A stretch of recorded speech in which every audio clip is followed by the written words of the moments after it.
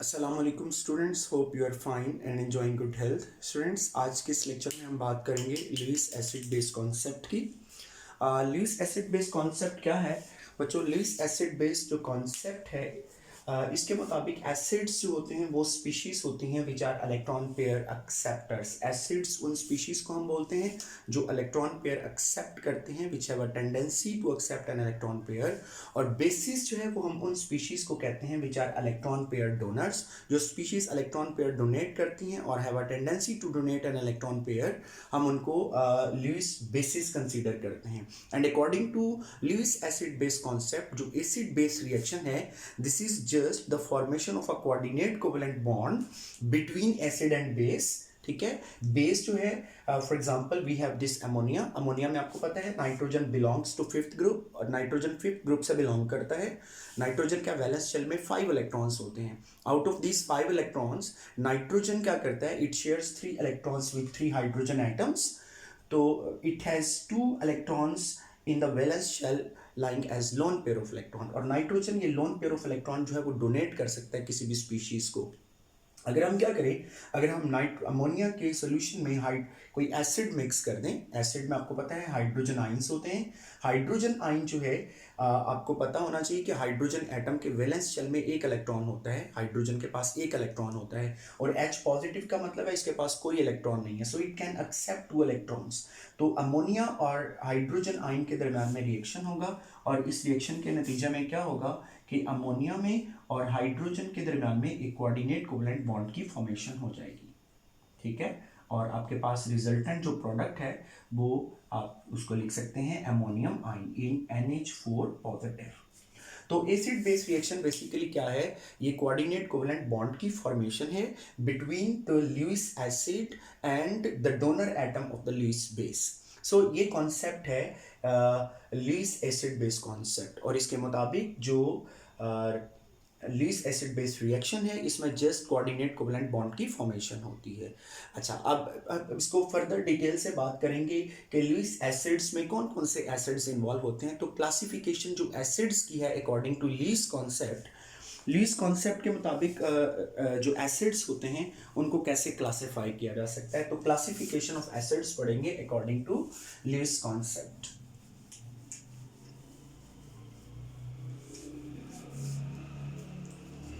Classification of acids. Classification of acids.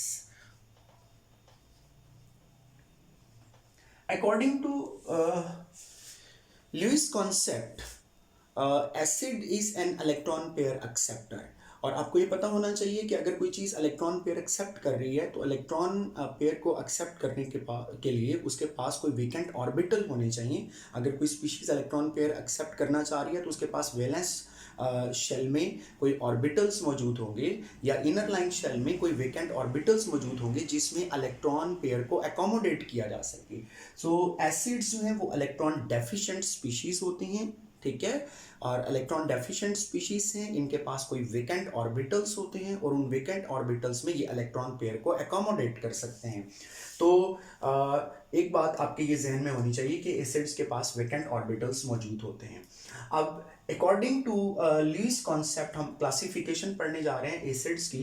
तो वो तमाम स्पीशीज बेटा जो इलेक्ट्रॉन डेफिशिएंट होती हैं, जिनका ऑक्टेट कंप्लीट नहीं होता, वो लुईस एसिड के तौर पर एक्ट करती हैं। तो एसिड्स की एक क्लास वो क्लास है कि जिसमें वो तमाम स्पीशीज इंक्लूडेड हैं कि जिनका ऑक्टेट कंप्लीट नहीं होता। ठीक है, स्पीशीज के जिनके अंदर जो है वो ऑक्टेट कंप्लीट नहीं होता, उनको हम लुईस एसिड के तौर पर कंसीडर करते हैं। तो पहली class, molecules with incomplete octet. ऐसे तमाम मॉलिक्यूल्स जिनका ऑक्टेट कंप्लीट नहीं होता उनको हम लुईस एसिड कंसीडर करते हैं, क्योंकि उनका ऑक्टेट कंप्लीट नहीं है तो अपने ऑक्टेट की कंप्लीशन के लिए वो इलेक्ट्रॉन पेयर एक्सेप्ट कर सकती हैं, ऐसी तमाम स्पीशीज। उसके लिए एग्जांपल देखिएगा बेटा, बेरिलियम जो है ये सेकंड ग्रुप का एलिमेंट है।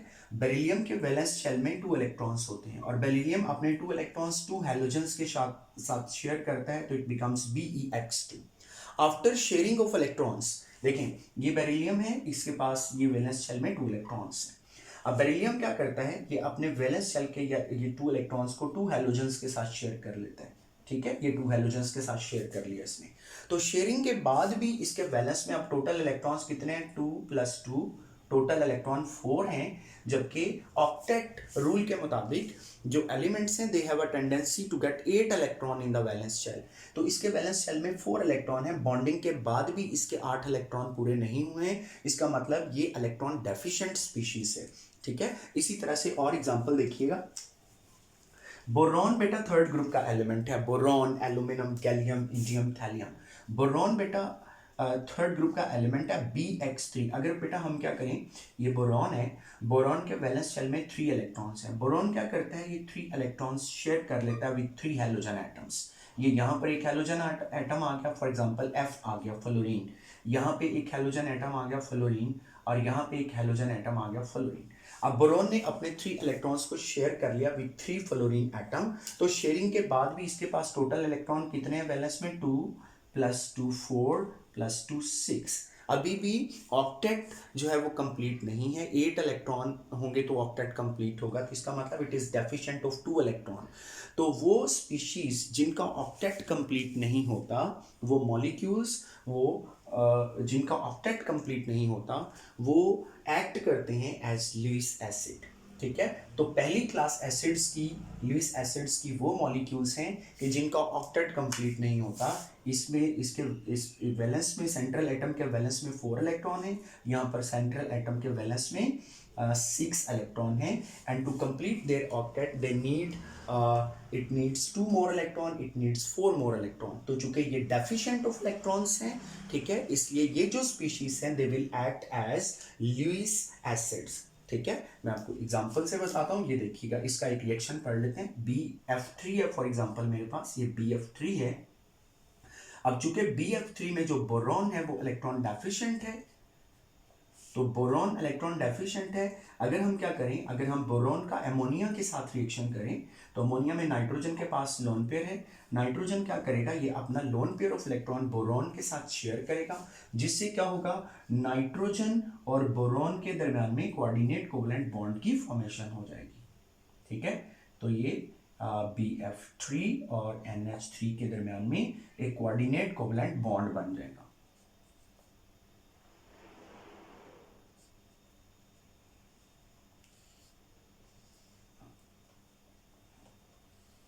So this is the product which is formed. ये यहाँ पे याद रखिएगा कि ये जो कोऑर्डिनेट कोवलेंट बॉन्ड है ये बोरॉन के साथ है। ठीक है, सेंट्रल एटम के साथ, because central atom is deficient of electron.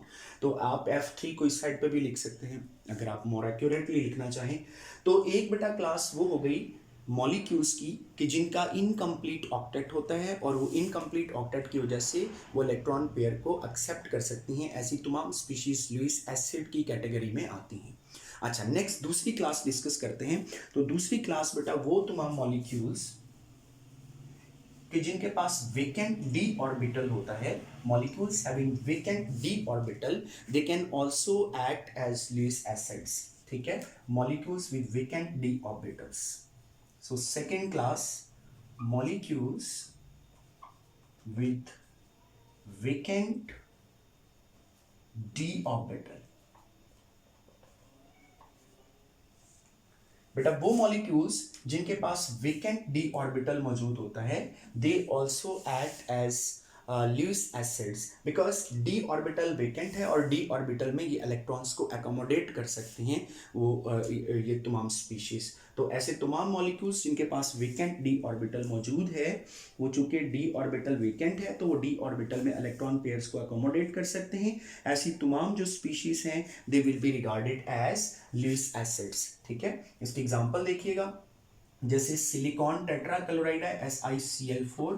अब बेटा सिलिकॉन के पास d ऑर्बिटल है और d ऑर्बिटल एम्प्टी पड़ा हुआ है, तो d ऑर्बिटल के अंदर इलेक्ट्रॉन पेयर्स को एकोमोडेट किया जा सकता है। इसी तरह ये SnCl4 है।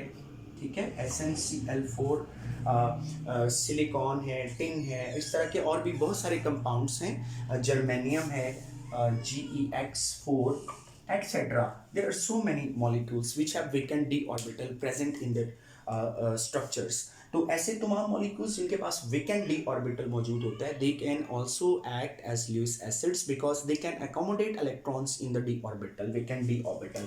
फॉर एग्जांपल ये SiCl4 है.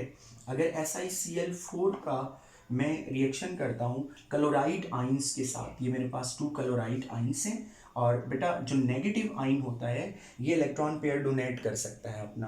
तो ये जो 2 क्लोराइड आइंस हैं ये अपने इलेक्ट्रॉन्स डोनेट करेंगे सिलिकॉन को. तो ये सिलिकॉन जो है ये बन जाएगा SiCl6 2 नेगेटिव. ठीक है, तो यहां पर ये 2 chloride ions 2 electron pairs donate करते हैं सिलिकॉन को, और सिलिकॉन जो है वो चेंज हो जाता है SiCl6 2 नेगेटिव आइन में. तो वो मॉलिक्यूल्स जिनके पास वेकेंट डी ऑर्बिटल होता है they also act as Lewis acids. फिर बेटा थर्ड क्लास ऑफ एसिड्स, बेटा वो तमाम मॉलिक्यूल्स जिनके अंदर सेंट्रल एटम जो होता है it forms only multiple bonds. molecules in which the central atom form only multiple bonds. वो जो central atom होता है it also act as वो ऐसे तमाम molecules भी लुईस एसिड के तौर पर act करते हैं. ठीक है, तो थर्ड क्लास लुईस एसिड्स की molecules in which central atom forms only multiple bonds. वो तमाम मॉलिक्यूल्स जिनमें central atom just multiple bonds की फॉर्मेशन करता है. ठीक है, तो वो तमाम मॉलिक्यूल्स भी लुईस एसिड के तौर पर एक्ट करते हैं. जैसे ये देखिएगा carbon dioxide C double bond O double bond O. अब ये जो सेंट्रल एटम है ये जस्ट मल्टीपल बॉन्ड्स की फॉर्मेशन कर रहा है. इसी तरह से sulphur dioxide S double bond O double bond O. ठीक है, ये सल्फर जो है ये सिर्फ मल्टीपल बॉन्ड बना रहा है. मल्टीपल बॉन्ड मींस डबल और ट्रिपल बॉन्ड, तो ये मल्टीपल बॉन्ड बना रहा है सल्फर. इसी तरह sulphur trioxide S double bond O double bond O double bond O. ठीक है, इसी तरह से CS2 C double bond S double bond S. तो वो तमाम मॉलिक्यूल्स जिनमें सेंट्रल एटम जो है वो जस्ट मल्टीपल बॉन्ड बनाता है, और मल्टीपल बॉन्ड बनाता है किसी ऐसे एलिमेंट के साथ जिसकी इलेक्ट्रोनेगेटिविटी ज़्यादा होती है. ठीक है, अब यहाँ पे ऑक्सीजन की इलेक्ट्रोनेगेटिविटी कार्बन से ज़्यादा है, ऑक्सीजन की इलेक्ट्रोनेगेटिविटी सल्फर से ज़्यादा है, ऑक्सीजन की इलेक्ट्रोनेगेटिविटी तो अगर सेंट्रल एटम जो है वो किसी मोर इलेक्ट्रोनेगेटिव एटम के साथ जस्ट मल्टीपल बॉन्ड्स की फॉर्मेशन करता है, तो ऐसी तमाम जो स्पीशीज होती हैं they also act as Lewis acids. वो भी लुईस एसिड के तौर पर एक्ट करती हैं. अब यहाँ पे इसका एक रिएक्शन देख लेते हैं. ये बेटा मेरे पास C double bond O double bond O है. ठीक है, अगर मैं इसका हाइड्रोक्साइड आयन के साथ या वाटर के साथ रिएक्शन करता हूं, चलिए हम इसको वाटर में डिसॉल्व कर देते हैं. तो वाटर में हम इसको डिसॉल्व करते हैं. आपको पता है वाटर में ऑक्सीजन होता है, और ऑक्सीजन के पास 2 लोन पेयर ऑफ इलेक्ट्रॉन्स होते हैं. ये मेरे पास वाटर है जी H2O. तो यहाँ पे जो ऑक्सीजन है it has 2 lone pair of electron, और ये आप लोगों को पता होना चाहिए कि ऑक्सीजन के पास 2 लोन पेयर ऑफ इलेक्ट्रॉन्स क्यों हैं. ऑक्सीजन 6 ग्रुप से बिलोंग करता है, और ऑक्सीजन के वैलेंस में 6 इलेक्ट्रॉन्स होते हैं. Out of this 6 electron oxygen shares 2 electrons with 2 hydrogen atoms. So there are 4 electrons left in the valence shell, and this 4 electrons are in the form of 2 lone pairs. तो oxygen के पास, water में oxygen के पास 2 lone pair of electrons होते हैं, और ये जो ऑक्सीजन है ये अपने ये 2 लोन पेयर ऑफ इलेक्ट्रॉन्स क्या कर सकता है, ये डोनेट कर सकता है सेंट्रल एटम को कार्बन डाइऑक्साइड में. कार्बन को, जो सेंट्रल एटम है कार्बन है, ये partial positive charge, partial negative. तो ये जो वाटर है ये अपने इलेक्ट्रॉन पेयर कार्बन के साथ क्या कर सकता है, शेयर कर सकता है. तो जब ये कार्बन के साथ शेयर करेगा, आपको पता है carbon can form only 4 bonds. तो कार्बन के तो ऑलरेडी 4 बॉन्ड्स हैं. तो अगर कार्बन को इलेक्ट्रॉन पेयर्स डोनेट होंगे ऑक्सीजन से, तो कार्बन अपना एक बॉन्ड ब्रेक कर देगा ताकि उसके 4 बॉन्ड ही रहें. तो ये एक बॉन्ड कार्बन ब्रेक कर देगा, और इस बॉन्ड के इलेक्ट्रॉन ऑक्सीजन को शिफ्ट हो जाएंगे. तो हमारे पास ये बन जाएगा स्ट्रक्चर C, और C का डबल बॉन्ड है O के साथ, और C के साथ एक आकर OH अटैच हो गया, यहाँ पर OH आकर अटैच हो गया, और इस O के साथ नेगेटिव चार्ज है, तो ये बन गया इस O के ऊपर नेगेटिव चार्ज है। अच्छा, अब बेटा ऑक्सीजन भी आपको पता है 2 बॉन्ड बनाता है, तो जब ऑक्सीजन कार्बन के साथ बॉन्ड करेगा, बॉन्ड फॉर्म करेगा, तो एक हाइड्रोजन को यहाँ से लीव कर देगा, तो जो हाइड्रोजन यहाँ से लीव होगा उसके ऊपर H पॉजिटिव चार्ज होगा, वो हाइड्रोजन आकर यहाँ पे अटैच हो जाएगा। ठीक है, ये हाइड्रोजन पे पॉजिटिव चार्ज है, ऑक्सीजन पे नेगेटिव है, तो ये ओवरऑल न्यूट्रल हो जाएगा, तो ये बाइकार्बोनेट आयन बन गया H2CO3। अगर मैं यहाँ पे जस्ट OH नेगेटिव लूँ तो ये बाइकार्बोनेट आयन बन जाएगा। एनीवेज, वो मॉलिक्यूल्स जिनमें central atom just multiple bonds की फॉर्मेशन करता है विद मोर इलेक्ट्रोनेगेटिव एटम, तो ऐसे मॉलिक्यूल्स जो होते हैं they also act as Lewis acids, वो भी लुईस एसिड के तौर पर एक्ट करते हैं। नेक्स्ट फोर्थ टाइप देखिएगा लुईस एसिड्स की, वो तमाम मॉलिक्यूल्स वो तमाम सिंपल जो कैटाइंस होते हैं बेटा, जो सिंपल कैटाइंस होते हैं, simple cations also act as Lewis acids, तो all simple cations. Fourth category जो है इसमें हम लिख सकते हैं ऑल सिंपल कैटाइंस। ठीक है, ऑल सिंपल कैटाइंस जो होते हैं, तो कैटाइन बेटा पॉजिटिव चार्ज कैरिंग आइंस होते हैं, जैसे ये लिथियम आयन है, ठीक है, ये सिल्वर आयन है, ये कॉपर आयन है, ठीक है, ये निकल आयन है, तो जितने भी ये सिंपल आयंस होते हैं they also act as Lewis acids. देखें, आयन जो होता है, पॉजिटिव आयन जो होता है, पॉजिटिव चार्ज ये शो कर रहा है कि it is deficient of electron, और एसिड्स वो स्पीशीज, लुईस एसिड्स वो स्पीशीज हैं जो कि इलेक्ट्रॉन डेफिशिएंट हैं, दे नीड इलेक्ट्रॉन्स। ठीक है, तो पॉजिटिव चार्ज तो ये शो कर रहा है कि they are deficient of electron, तो इसका मतलब ये एक्सेप्ट कर सकते हैं इलेक्ट्रॉन पेयर्स को। और पर्टिकुलरली ये जो ट्रांजिशन मेटल्स होते हैं, ट्रांजिशन मेटल्स आपको पता है कॉम्प्लेक्स फॉर्मेशन करते हैं। फॉर एग्जांपल ये मेरे पास सिल्वर आयन है, ठीक है, और सिल्वर का अगर मैं रिएक्शन करता हूं अमोनिया के साथ, NH3 के साथ, तो सिल्वर क्या करता है, अमोनिया के पास लोन पेयर ऑफ इलेक्ट्रॉन होता है, तो सिल्वर अमोनिया के साथ एक कॉम्प्लेक्स बना लेता है, इसमें ये सिल्वर है सेंट्रल एट आयन, और यहाँ पर ये एक अमोनिया इस तरफ आ जाएगा NH3 and one ammonia on this side NH3, तो ये एक कॉम्प्लेक्स आयन की फॉर्मेशन हो जाएगी।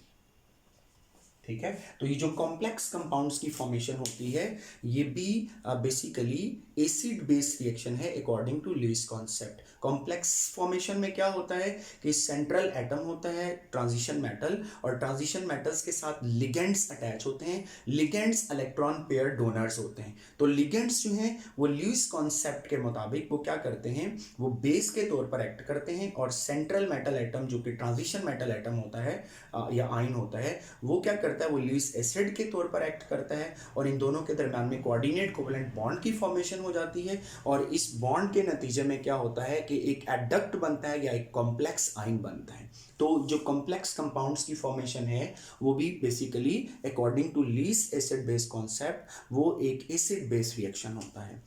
तो सिंपल आयंस भी सारे जो हैं वो एक्ट करते हैं एज लुईस एसिड्स। फिर एक लास्ट कैटेगरी पढ़ते हैं, elements having sextet of electron in their valence shell. तो फिफ्थ कैटेगरी लुईस एसिड्स की, वो एलिमेंट्स जिनके वैलेंस शेल में एक सेक्सटेट ऑफ इलेक्ट्रॉन होता है, एलिमेंट्स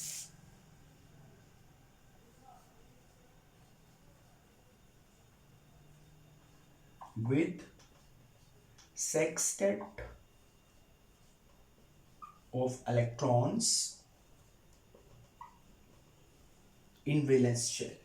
तो वो एलिमेंट्स जिनके वैलेंस शेल में एक सेक्सटेट ऑफ इलेक्ट्रॉन होता है, sextet of electron mean valence shell में 6 इलेक्ट्रॉन होते हैं, तो वो एलिमेंट्स जिनके वैलेंस शेल में 6 इलेक्ट्रॉन्स होते हैं वो भी लुईस एसिड का काम करते हैं, बिकॉज वैलेंस शेल में 6 इलेक्ट्रॉन है, ऑक्टेट कंप्लीट करने के लिए उन्हें 2 इलेक्ट्रॉन्स रिक्वायर्ड हैं, तो वो 2 इलेक्ट्रॉन्स जो हैं वो गेन कर सकते हैं किसी भी स्पीशीज से, किसी भी डोनर से। तो ऐसे 2 एलिमेंट है बेटा जिनके वैलेंस शेल में 6 इलेक्ट्रॉन है, और वो एलिमेंट 6 ग्रुप से बिलोंग करते हैं, मतलब एग्जांपल के तौर पे मैं आपको 2 दे रहा हूँ, वैसे 6 ग्रुप के जितने भी एलिमेंट्स हैं उनके वैलेंस शेल में 6 इलेक्ट्रॉन होंगे। तो elements with sextet of electron in valence shell, इसकी एग्जांपल में ऑक्सीजन आ जाएगा और सल्फर। ऑक्सीजन के वैलेंस शेल में 6 इलेक्ट्रॉन्स होते हैं, ठीक है, इसी तरह से सल्फर के वैलेंस शेल में भी 6 इलेक्ट्रॉन्स होते हैं। तो ये दोनों जो एलिमेंट हैं they act as Lewis acids, ठीक है। चूंकि वैलेंस शेल में 6 इलेक्ट्रॉन है तो ये इलेक्ट्रॉन पेयर एक्सेप्ट कर सकते हैं। आए इनका भी एक रिएक्शन देख लेते हैं। फॉर एग्जांपल ये मेरे पास है जी सल्फर, ठीक है, और सल्फर के वैलेंस शेल में 6 इलेक्ट्रॉन है। It is deficient of 2 electron to complete its octet. इसे अपना ऑक्टेट कंप्लीट करने के लिए 2 इलेक्ट्रॉन चाहिए। अगर हम इसका रिएक्शन करा दें किसके साथ, SO3 के साथ, ठीक है, SO3 2 नेगेटिव सल्फाइड आयन के साथ। अब बेटा ये जो सल्फाइड आयन है इसके पास लोन पेयर ऑफ इलेक्ट्रॉन होता है, ठीक है, और ये जो लोन पेयर ऑफ इलेक्ट्रॉन है इसके पास ये 2 नेगेटिव चार्ज। नेगेटिव आयंस जो होते हैं वो आपको ये पता होना चाहिए कि नेगेटिव आयन का मतलब है, नेगेटिव चार्ज का मतलब होता है कि किसी स्पीशीज के पास 1 इलेक्ट्रॉन पेयर है। 2 नेगेटिव चार्ज का मतलब है उसके पास 2 इलेक्ट्रॉन पेयर्स हैं। तो ये अपना इलेक्ट्रॉन पेयर इसके साथ शेयर कर सकता है। अगर मैं स्ट्रक्चर ड्रॉ करके आपको बता, तो स्ट्रक्चर तो आप सिंपल ऐसे ही इसको देख लेते हैं। ये सल्फर ट्राइऑक्साइड जो है इसके पास ये 2 नेगेटिव चार्ज का मतलब है 2 लोन पेयर ऑफ इलेक्ट्रॉन है, तो ये अपने लोन पेयर ऑफ इलेक्ट्रॉन इसके साथ शेयर करेगा, तो इन दोनों के दरम्यान में बॉन्ड बन जाएगा और ये बन जाएगा SO4 2 नेगेटिव सल्फेट आयन बन जाएगा। तो सल्फाइड आयन सल्फर आयन के साथ रिएक्शन करेगा तो sulphate ion.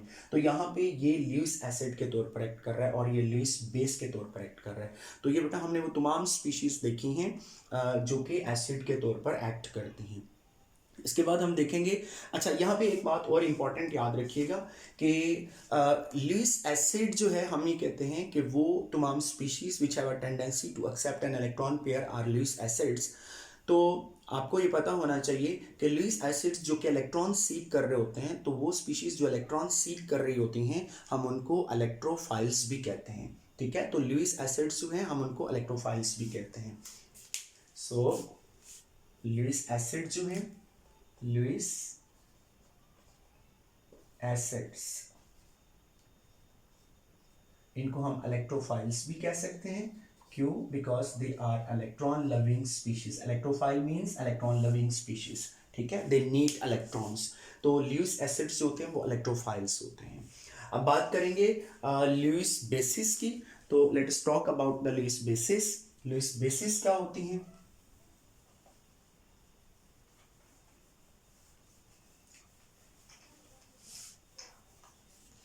Classification of Lewis bases. अच्छा यहां पे भी ये बात याद रखिएगा कि बेसिस वो स्पीशीज होती हैं जो इलेक्ट्रॉन पेयर डोनेट करती हैं, और आपने ऑर्गेनिक केमिस्ट्री में पढ़ा हुआ है न्यूक्लियोफाइल्स जो होते हैं, न्यूक्लियोफाइल्स के पास इलेक्ट्रॉन पेयर होता है और वो इलेक्ट्रॉन पेयर लोन पेयर की फॉर्म में होता है और वो अपना इलेक्ट्रॉन पेयर डोनेट कर सकते हैं, वो कोऑर्डिनेट वो कोवेलेंट बॉन्ड बना सकते हैं अपने इलेक्ट्रॉन पेयर की मदद से। तो न्यूक्लियोफाइल्स जो होते हैं वो ल्यूइस बेसिस के तौर पर एक्ट करते हैं, ठीक है। न्यूक्लियोफाइल्स जो हैं वो न्यूक्लियोफाइल्स क्या होते हैं? They are Lewis bases. अच्छा अब क्लासिफिकेशन की तरफ आ जाएं तो पहली क्लास ल्यूइस बेसिस की बेटा नेगेटिव आयन। नेगेटिव आयंस जो होते हैं, नेगेटिव चार्ज का मतलब है कि स्पीशीज के पास इलेक्ट्रॉन पेयर मौजूद है और वो इलेक्ट्रॉन पेयर डोनेट किया जा सकता है। तो जितने भी नेगेटिव आयंस होते हैं, एनाइंस होते हैं, anions act as Lewis bases, ठीक है। एनाइंस जो होते हैं they act as Lewis bases. जैसे हैलाइड आयन है, जैसे नाइट NO2 माइनस आयन है, ठीक है। तो जितने भी नेगेटिव आयंस होते हैं, हाइड्रोक्साइड आयन है, ठीक है, OH नेगेटिव आयन एटसेट्रा, तो ये जो नेगेटिव आयंस होते हैं they act as Lewis bases. दूसरी क्लास ल्यूइस बेसिस की बेटा वो मॉलिक्यूल्स जिनका ऑक्टेट कंप्लीट होता है but they have lone pair of electrons. वो मॉलिक्यूल्स जिनका ऑक्टेट कंप्लीट होता है लेकिन they have lone pair of electrons, तो ऐसे मॉलिक्यूल्स भी जो होते हैं वो ल्यूइस बेस का काम करते हैं क्योंकि वो अपने लोन पेयर को डोनेट कर सकते हैं। तो molecules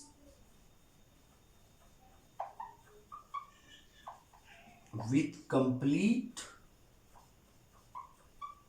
octet and lone pair of electrons, तो ऐसे मॉलिक्यूल्स जिनका ऑक्टेट कंप्लीट होता है और उनके पास लोन पेयर ऑफ इलेक्ट्रॉन्स होते हैं वो भी क्या करते हैं, वो भी लुईस बेस का काम करते हैं। जैसे इसकी एग्जांपल में हम वाटर को लिख सकते हैं। वाटर में ऑक्सीजन सेंट्रल एटम है और उसका ऑक्टेट कंप्लीट है, ठीक है। ऑक्सीजन के पास 2 लोन पेयर्स हैं, ये 4 इलेक्ट्रॉन ये हो गए, और 2 बॉन्ड्स जो हैं उनमें भी 4 इलेक्ट्रॉन होंगे, टोटल 8 इलेक्ट्रॉन है।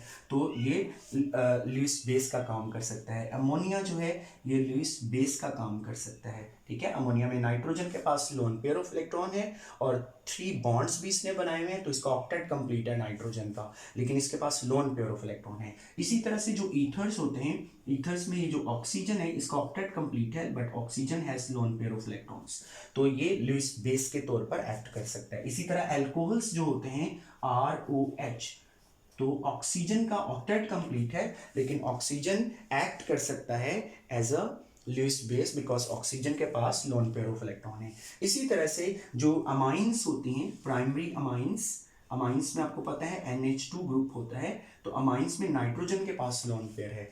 तो प्राइमरी अमाइंस, सेकेंडरी अमाइंस और टर्शरी अमाइन, ठीक है। सेकेंडरी अमाइन में 2 R होंगे, 1 H होगा। टर्शरी अमाइन में 3 R होंगे, 1 H होगा। लेकिन नाइट्रोजन के पास लोन पेयर तीनों में मौजूद है, तो प्राइमरी, सेकेंडरी और टर्शरी अमाइंस जो होती हैं they also act as Lewis bases, ठीक है। फिर थर्ड कैटेगरी पढ़ते हैं। लुईस बेसिस वो तमाम स्पीशीज जो होती हैं जो जैसे कि कार्बन मोनोऑक्साइड वगैरह है, जो क्या करती हैं, जो ट्रांजिशन मेटल्स के साथ कोऑर्डिनेट कोवलेंट बॉन्ड बनाती हैं, लिगेंड के तौर पर एक्ट करती हैं कॉम्प्लेक्स फॉर्मेशन में, तो वो जो स्पीशीज होती हैं वो भी लुईस बेस के तौर पर एक्ट करती हैं,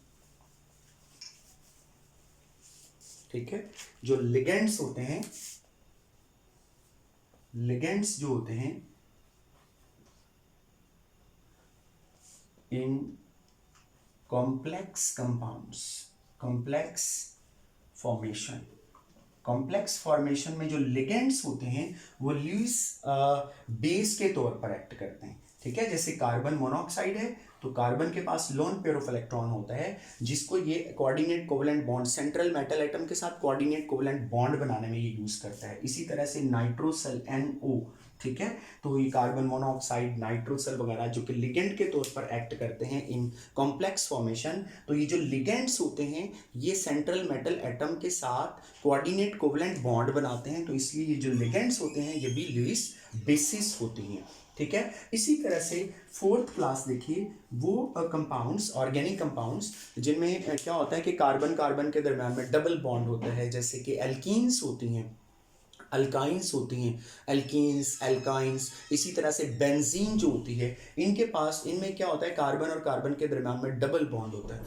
और वो कार्बन और कार्बन के दरम्यान में जो डबल बॉन्ड है, पाई बॉन्ड है, पाई बॉन्ड के जो इलेक्ट्रॉन्स होते हैं they can be donated to make a covalent bond, ठीक है। वो कोवेलेंट बॉन्ड की फॉर्मेशन में यूज हो सकते हैं। C डबल बॉन्ड C, ये वाला जो आपको पता है फंक्शनल ग्रुप होता है एल्कीन्स में। इसी तरह से जो एल्काइंस होती हैं C triple bond C, alkynes जो होती हैं। इसी तरह से बेंजीन, ठीक है, बेंजीन जो है ये भी लुईस बेस के तौर पर एक्ट करते हैं। आप लोगों ने एल्कीन, एल्काइंस और बेंजीन के रिएक्शंस पढ़े हुए हैं, तो वहां पर क्या होता है कि ये वाले जो इलेक्ट्रॉन्स होते हैं, पाई बॉन्ड के इलेक्ट्रॉन, ये वाले पाई बॉन्ड के इलेक्ट्रॉन, ये वाले पाई बॉन्ड के इलेक्ट्रॉन जो है वो बॉन्ड की फॉर्मेशन में यूज होते हैं। तो इसका मतलब है कि ये वाली जो स्पीशीज हैं एल्कीन्स, एल्काइंस और benzenes, they also act as Lewis bases. So ये थी क्लासेस एसिड्स की और बेसिस की। थोड़ी सी बात और करते हैं एसिड बेस रिएक्शंस की, कि लुईस जो कॉन्सेप्ट है इसके मुताबिक एसिड बेस जो रिएक्शंस होते हैं, मैंने कहा वो कोऑर्डिनेट कोवेलेंट बॉन्ड की फॉर्मेशन होती है बेसिकली। तो कुछ रिएक्शंस को एज एन एग्जांपल स्टडी करते हैं, एसिड बेस रिएक्शन देखते हैं कुछ लुईस कॉन्सेप्ट के मुताबिक। तो लुईस कॉन्सेप्ट के मुताबिक एसिड बेस रिएक्शन, एक मैंने आपको पहले लिखवाया, कुछ और रिएक्शंस को देख लेते हैं। कॉम्प्लेक्स फॉर्मेशन को देखिएगा, आप क्या करते हैं, आप एसिड बेस रिएक्शंस,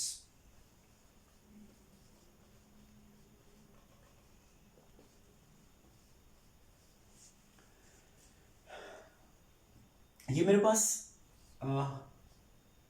एक ईथर है,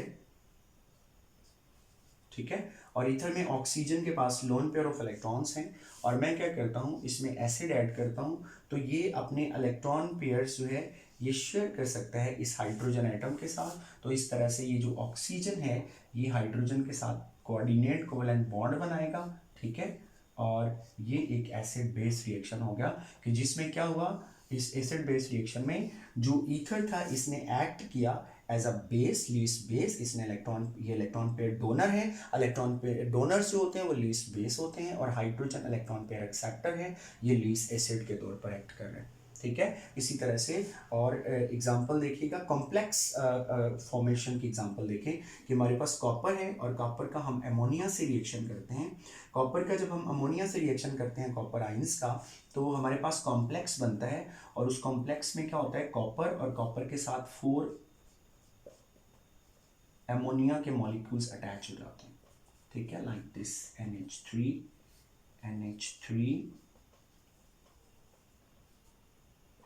NH3, ठीक है। और ये एक कॉम्प्लेक्स आयन बन गया, और इस कॉम्प्लेक्स आयन में कॉपर के ऊपर 2 पॉजिटिव चार्ज है, तो 4 अमोनिया, ये जो 4 अमोनिया मॉलिक्यूल्स है ये लिगेंड के तौर पर एक्ट करते हैं। तो ये जो कॉम्प्लेक्स फॉर्मेशन के रिएक्शंस होते हैं ये भी according to Lewis concept acid base reactions होते हैं। तो यहाँ पे हमारा ये जो टॉपिक है लुईस एसिड बेस कॉन्सेप्ट का, ये कंप्लीट होता है। अब यहाँ पे लुईस एसिड बेस जो कॉन्सेप्ट है उसकी कुछ जो है वो इसमें इसकी लिमिटेशंस भी हैं। तो इसकी लिमिटेशंस क्या हैं, अगर हम लिमिटेशंस की बात करें तो जो लुईस एसिड बेस कॉन्सेप्ट है ये बहुत ब्रॉड कॉन्सेप्ट है, इसमें बहुत सारे सब्सटेंसेस जो हैं वो क्लासिफाई हो गए। मतलब वो सब्सटेंसेस जो आर्हेनियस कॉन्सेप्ट के मुताबिक और ब्रोंस्टेड कॉन्सेप्ट के मुताबिक एसिड या बेस की कैटेगरी में प्लेस नहीं किए जा सकते थे, लुईस एसिड बेस कॉन्सेप्ट ने उनको एसिड या बेस की कैटेगरी में प्लेस कर दिया, ठीक है। सो ये एक ब्रॉडर डेफिनेशन है एसिड और बेस की, लेकिन लिमिटेशंस आर देयर। और वो लिमिटेशंस क्या है, number 1, Lewis acid base concept की एक लिमिटेशन, पहली लिमिटेशन ये है कि it does not give us a scale to decide that which acid is strong और वीक, या विच बेस इज स्ट्रॉन्ग और वीक। मतलब इस कॉन्सेप्ट से हमें एसिड्स की स्ट्रेंथ का, ये बेस की स्ट्रेंथ का पता नहीं चलता। ये हमें एसिड या बेस की स्ट्रेंथ के बारे में नहीं बताती कि कौन सा एसिड स्ट्रॉन्ग है, कौन सा वीक है, कौन सी बेस स्ट्रॉन्ग है, कौन सी बेस वीक है। तो ये इसकी लिमिटेशन है, इस कॉन्सेप्ट की लिमिटेशन है कि it does not provide us a scale to measure the strengths of acids and bases. Number 2, इसकी लिमिटेशन क्या है कि it does not tell us that whether the salt formation is an acid base reaction और not, ठीक है। ये हमें salt formation के बारे में नहीं बताती कि सॉल्ट फॉर्मेशन जो है वो किस किस्म का रिएक्शन होता है। अच्छा, तीसरी इसकी लिमिटेशन क्या है, according to Lewis acid base concept जो एसिड बेस रिएक्शंस हैं, सिंपल एसिड बेस रिएक्शंस, और हमने कहा अभी हमने रिएक्शन पढ़ा ये कॉम्प्लेक्स फॉर्मेशन जो है ये भी एसिड बेस रिएक्शन है। अब जो सिंपल एसिड बेस रिएक्शंस होते हैं वो बहुत फास्ट होते हैं, जबकि कॉम्प्लेक्स फॉर्मेशन बहुत स्लो रिएक्शन है, ठीक है। अब यहाँ पे क्वेश्चन अराइज होता है कि जो सिंपल एसिड बेस रिएक्शंस हैं वो फास्ट हैं और कॉम्प्लेक्स फॉर्मेशन जो है ये स्लो रिएक्शन है, तो ऐसा क्यों है जबकि दोनों एसिड बेस रिएक्शन है according to the Lewis concept. तो Lewis concept fails to answer this question. तो ये दो तीन लिमिटेशंस हैं लुईस कॉन्सेप्ट की, और यहाँ पे ही हमारा टॉपिक कंप्लीट होता है। इसके बाद जो है वो एक और छोटा सा कॉन्सेप्ट है उस Lux Flood concept of acid and base, उसकी भी बात कर लेंगे। Lux Flood acid base concept क्या है।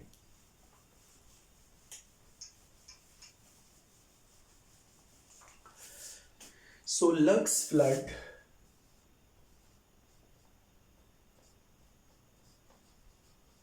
एसिड बेस कॉन्सेप्ट, ठीक है, एसिड बेस कॉन्सेप्ट। ये लक्स और फ्लड जो हैं ये 2 डिफरेंट साइंटिस्ट्स हैं and they have proposed this concept of acid and base. और इनका जो एसिड और बेस का कॉन्सेप्ट है वो बेस करता है ऑक्साइड आयन के ट्रांसफर के ऊपर। According to the Lux Flood concept जो एसिड्स होते हैं वो ऑक्साइड आयन एक्सेप्टर्स होते हैं, ठीक है। तो according to this concept acids जो हैं वो ऑक्साइड आयन एक्सेप्टर्स होते हैं, ऑक्साइड आयन एक्सेप्टर्स होते हैं, और जो बेसिस होती हैं वो ऑक्साइड आयन डोनर्स होती हैं, ठीक है, ऑक्साइड आयन डोनर्स, ठीक है। ये सिंपल सा कॉन्सेप्ट है। एसिड्स ऑक्साइड आयन एक्सेप्टर्स होते हैं और बेसिस ऑक्साइड आयन डोनर्स होती हैं। एग्जांपल से समझ लेते हैं, ये मेरे पास कैल्शियम ऑक्साइड है और ये मेरे पास साथ में है जी SiO2, सिलिकॉन डाइऑक्साइड। अब अगर हम इनका रिएक्शन करें, मोस्टली ये जो रिएक्शंस होते हैं ये हाई टेम्परेचर रिएक्शंस जो हैं, ये वाली थ्योरी जो है ये हाई टेम्परेचर रिएक्शंस को कंसिडर करती है। हाई टेम्परेचर पर क्या होता है, मोल्टन स्टेट में ये SiO2 और CaO रिएक्ट करते हैं। ये जो कैल्शियम ऑक्साइड है ये अपना ऑक्साइड आयन इसको ट्रांसफर कर देता है, ये बन जाता है SiO3 नेगेटिव, और ये कैल्शियम इसके साथ अटैच हो जाता है, ये बन जाएगा CaSiO3। ठीक है, कैल्शियम सिलिकेट। तो यहां पर ये जो कैल्शियम ऑक्साइड है ये ऑक्साइड आयन डोनर है, तो इसका मतलब ये बेस है, और SiO2 ने ऑक्साइड आयन को एक्सेप्ट किया, O3 बन गया, तो ये ऑक्साइड आयन एक्सेप्टर है, सो ये एसिड है। ठीक है, तो लक्स फ्लड कॉन्सेप्ट के मुताबिक एसिड ऑक्साइड आयन एक्सेप्टर है और बेस ऑक्साइड आयन डोनर है। और एग्जांपल देख लेते हैं, ये मेरे पास है जी बेरियम ऑक्साइड। ठीक है, और इसका मैं रिएक्शन कर रहा हूं कार्बन डाइऑक्साइड के साथ।